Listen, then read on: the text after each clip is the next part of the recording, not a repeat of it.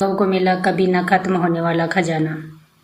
जिस लड़के ने जिंदगी में कभी काम नहीं किया था, उसके मरते हुए पिता ने उसे एक चाबी दी और कहा, जब तुझे लगे कि तेरे पास कुछ नहीं बचा, तब ये चाबी तुझे उस खजाने तक पहुंचाएगी जो कभी खत्म नहीं होगा। 24 साल का राघव पढ़ाई छोड़ चुका था, कोई काम नहीं करता था। सुबह देर तक सोना, दोस्तों के साथ घूमना और पिता के पैसों से ऐश करना ही उसकी जिंदगी थी।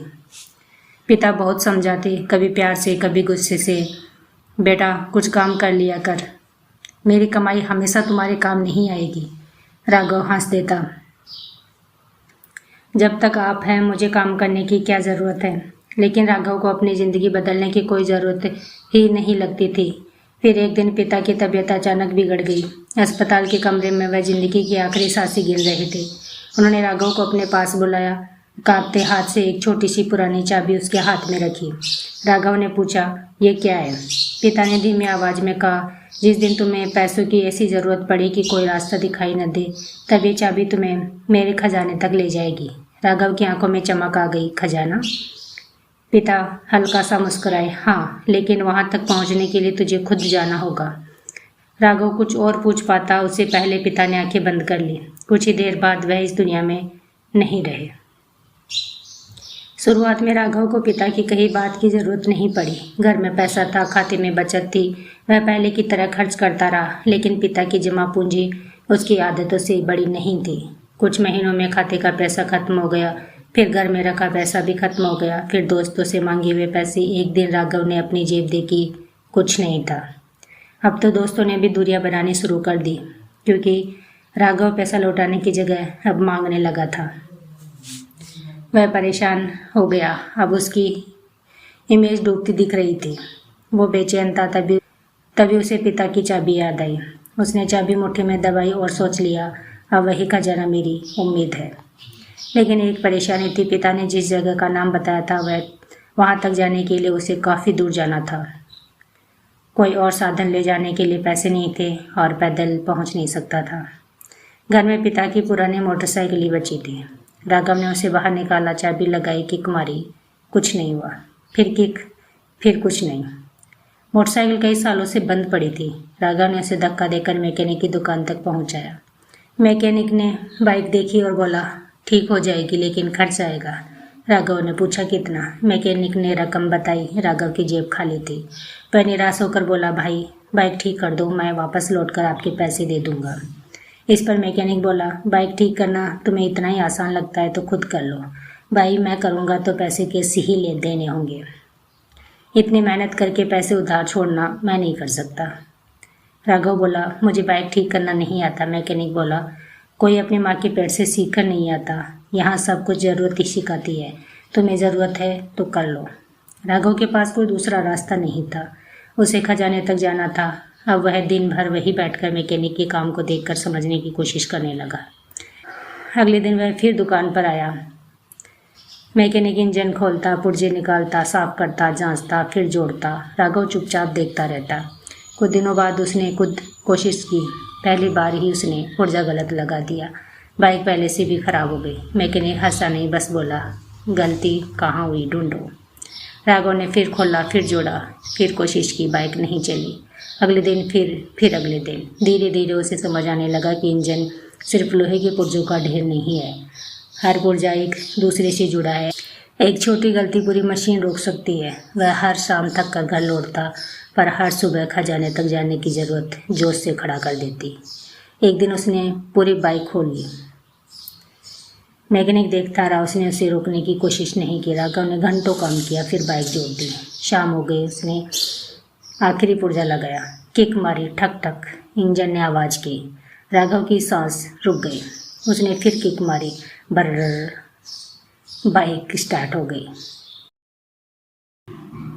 राघव कुछ पल उसे देखता रहा। उसकी आंखों में चमक थी। मैकेनिक मुस्कुराया, अब समझ आया, एक बाइक को ठीक करना आसान नहीं है, तो पैसे तो पहले देने ही चाहिए, पर मुश्किल भी नहीं है।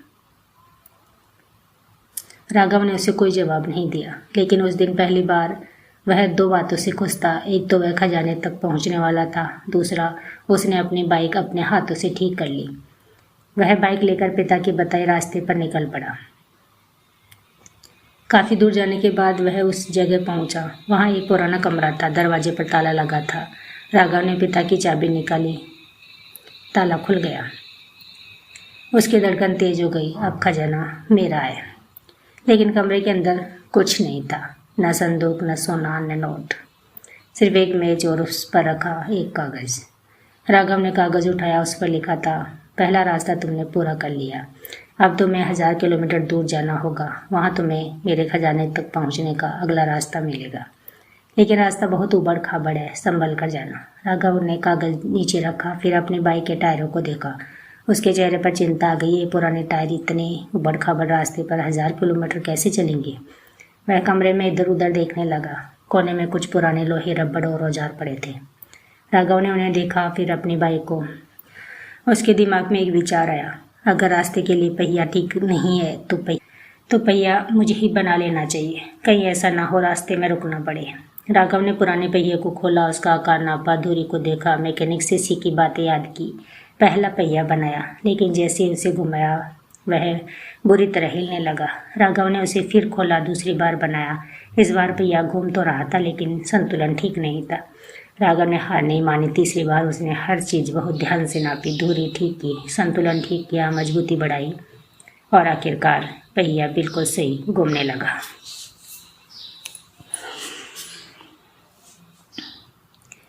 राघव के चेहरे पर खुशी आ गई। वह सोचने लगा, अब मुझे खजाने तक पहुंचने से कोई नहीं रोक पाएगा। आज उसने अपने हाथों से पहिया बना लिया था। उसने पहिया बाइक में लगाया, बाइक चलाकर देखी। उबड़ खाबड़ रास्ते पर भी बाइक मजबूती से चल रही थी। राघव को अपने हुनर पर पहली बार गर्व महसूस हुआ। वह 1000 किलोमीटर के सफ़र पर निकल पड़ा। रास्ता आसान नहीं था, कहीं बड़े पत्थर थे, कहीं गहरे खड्डे, कहीं कच्ची पगडंडी, लेकिन उसका बनाया हुआ पहिया हर रास्ते पर उसका साथ देता रहा। हर मुश्किल रास्ता पार करते हुए राघव के मन में एक ही बात आती, मैंने ये अपने हाथों से बनाया। आखिरकार वह 1000 किलोमीटर दूर उस जगह पहुंच गया, लेकिन वहां भी उसे कोई सोना नहीं मिला, कोई संदूक नहीं मिला। फिर एक कागज़ मिला। राघव ने उसे उठाया, उस पर लिखा था, तुमने दूसरा रास्ता भी पार कर लिया, मगर इसमें तुम्हारे पिता की मदद शामिल है, ये बाइक। अगर तुम्हें खजाने तक जाना है तो खुद के बलबूते पर जाना होगा। अगर तुम इस बाइक को बेचकर उसका उचित मूल्य अपने पिता की तस्वीर के सामने ले जाओ तो खजाना तुम्हें मिल जाएगा। यह तुम्हारा आखिरी रास्ता है, जिसे तुम्हें ईमानदारी से पार करना होगा, और इस बाइक की कीमत कम भी नहीं होनी चाहिए और ज़्यादा भी नहीं। फिर जितनी जल्दी अपने घर पहुंचोगे उतने ही जल्दी खजाना मिल जाएगा। राघव बाइक लेकर बाजार पहुंचा। कई लोग बाइक देखने आए, लेकिन वह हर किसी को बाइक की सच्चाई बताता। बाइक पुरानी है, इसे मैंने खुद ठीक किया है, इसमें ये काम किए हैं और इसमें ये कमियां भी हैं।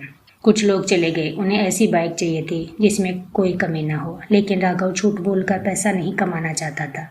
तभी एक आदमी बाइक देखने आया, उसका नाम अमित था। अमित ने बाइक को ध्यान से देखा, फिर उसे चलाकर देखा। तुमने इसे खुद ठीक किया है? राघव ने कहा, हाँ। और ये पहिया? राघव मुस्कुराया, ये भी मैंने खुद बनाया है। अमित उसकी मेहनत देखकर प्रभावित हो गया।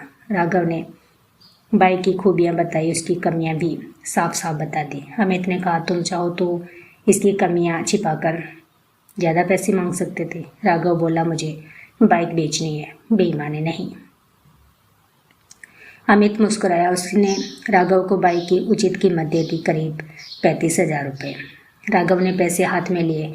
उसे लगा जैसे वह खजाने के बहुत करीब पहुंच गया। तभी अमित बोला, भाई मेरे पास एक पुरानी बाइक है, काफ़ी ख़राब है, मैं तो उसे लोहे के भाव बेचने वाला था, अगर तुम्हें चाहिए तो ले लो। राघव तुरंत उसके साथ गया। बाइक सच में ख़राब थी, लेकिन अब उसे ख़राब बाइक में भी एक मौका दिखाई दे रहा था, क्योंकि उसे जल्दी घर पहुंचना था। उसने वह बाइक बहुत कम कीमत में ख़रीद ली। उसने उसे खोलकर देखा, कई पुर्जे ख़राब थे, लेकिन अब वह घबराया नहीं। उसने एक एक करके काम शुरू किया। इंजन ठीक किया, पुर्जे साफ़ किए, जो ख़राब था उसे बदला, जो ठीक हो सकता था उसे ठीक किया। बड़ी मेहनत के बाद बाइक फिर से सड़क पर दौड़ने के लिए तैयार थी। वह घर लौट पड़ा। घर पहुंचकर राघव सीधे पिता की तस्वीर के पास गया। उसने तस्वीर को देखा, फिर अपनी जेब से पैसे निकाले। तभी उसकी नज़र तस्वीर के पास रखे कागज़ पर पड़ी। उसने कागज़ उठाया, उस पर सिर्फ एक लाइन लिखी थी, खजाना तुम्हारे हाथ में है। राघव ने हैरानी से अपने हाथ में देखा। उसके हाथ में 35,000 रुपये थे। उसने अपने आप से सवाल किया, क्या ये खजाना है? फिर वह सोचने लगा, इसके लिए मैंने इतनी मेहनत की। फिर वह बाइक ठीक करने से पहिया बनाना और बाइक को बेचने तक के सफ़र में खो गया। मैकेनिक की दुकान याद आई, 1000 किलोमीटर का सफ़र याद आया, अमित की बाइक याद आई। तभी उसे लगा जैसे वो नींद से जागा हो। अब उसे सब समझ आ चुका था। पिता ने उसके लिए खजाना नहीं छिपाया था, उन्होंने उसे खजाने के रास्ते ऐसा हुनर दिया था जिससे वह जिंदगी भर कमा सकता था। अब वह कभी न खत्म होने वाले खजाने का मतलब समझ चुका था। राघव ने पिता की तस्वीर के सामने हाथ जोड़कर कहा, पिताजी, अब आपका खजाना कभी खत्म नहीं होगा। कहानी कैसी लगी अपनी राय कमेंट में ज़रूर लिखिए। वीडियो को लाइक शेयर कर चैनल को सब्सक्राइब कर ही दो ताकि अगली कहानी सबसे पहले आप तक पहुँचे। Thanks for watching the video.